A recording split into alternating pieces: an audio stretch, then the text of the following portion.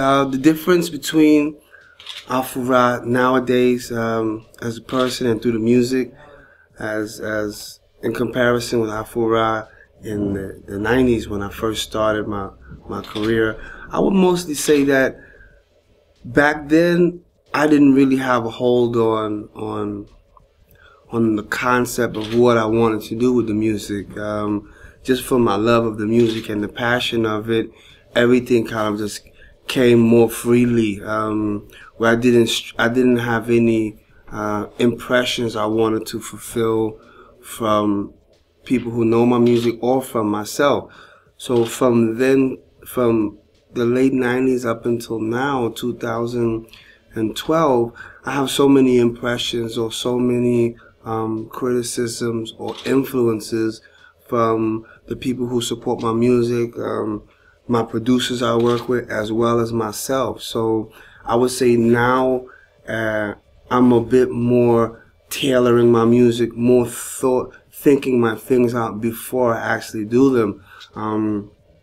Some people have said to me that they liked my music or my style of rapping or the style of beats I chose earlier in my career as opposed to now.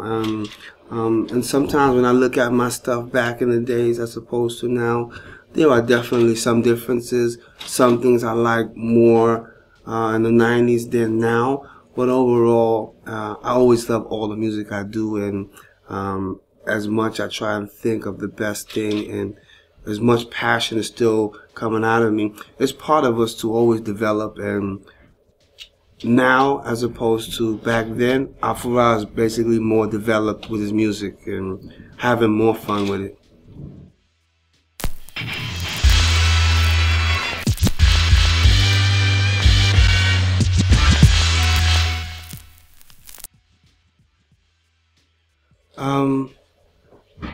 Going back to that question, yeah, hip hop involving the 4 different elements of hip hop. Before I got myself into actually doing music, being in the studio or doing the music to make records, I was part of a dance crew in my neighborhood in Brooklyn. I break dance. I used to pop and do all of that stuff, you know, as well as writing, graffiti writing. I was a writer. I was no big, talented writer, but from original graffiti days, it was all about putting your tag up there. How many people could see your tag and represent yourself through your tag. I definitely had that passion. As the cultures all developed, graffiti writing, breakdancing, fashion to DJing, and I became involved with music. I still think that from now, as well as when I first started rapping and really sharpening my talent, that same passion that I had to be popping and locking or putting my tag up in Brooklyn or Queens on my hand, wherever I was, that same sort of passion is definitely in my music. So that's how they all kind of combine through the passion for it. And you know, my music is all about to keep my name in people's brains, that they remember my style and love my style of music.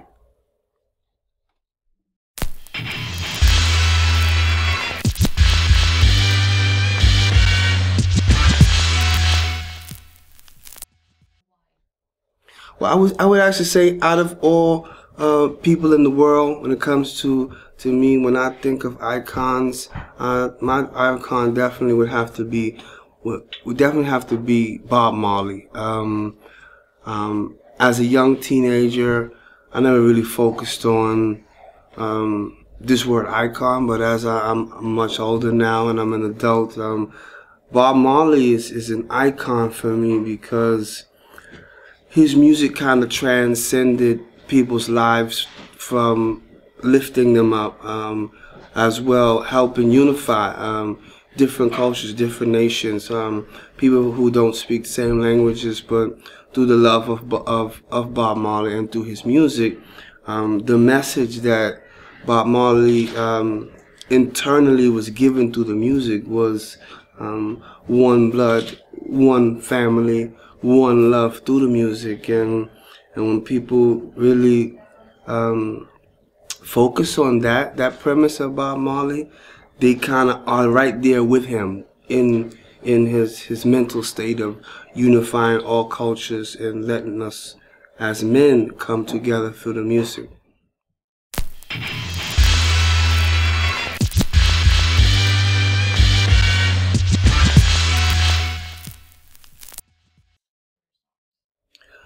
When it comes to my inspiration with music, definitely my text is inspired primarily by the music first. Through the music, I generally come up with the theme that's developed from the atmosphere that those particular instrumentals give me.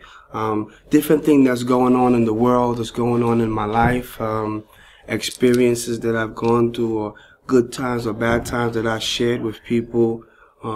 Different experiences in my music is where I draw the inspiration to come up with the text, and in the end I want people to have a clear vision of where I'm coming from with my music, and ultimately the people who will receive my music, even myself, are the chief inspiration.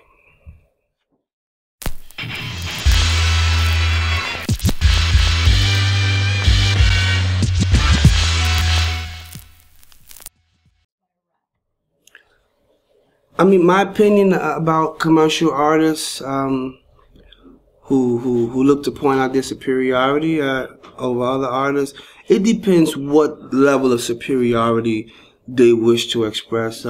Hip hop always came from that element of us as men to show that we are dominant, we are it, we are the one to be appreciated. So hip hop has always been a challenge sport. It's always been artists trying to show that they are the best at what many artists do in the music game. That's why it is there is definitely a sport aspect about being an MC, being a rapper, and there's many levels, from writing your text to freestyling to doing your live show.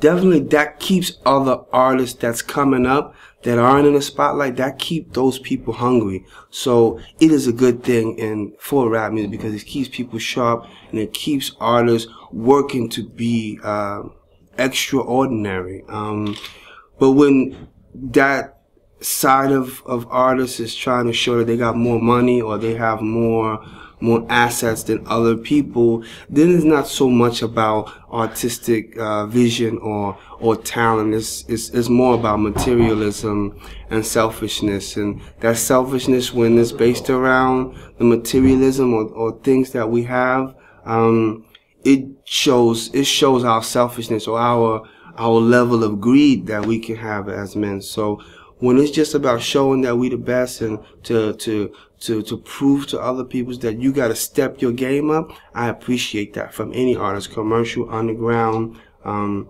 any artist. But when you look at it from a selfish, materialistic standpoint, I think it's setting the wrong example.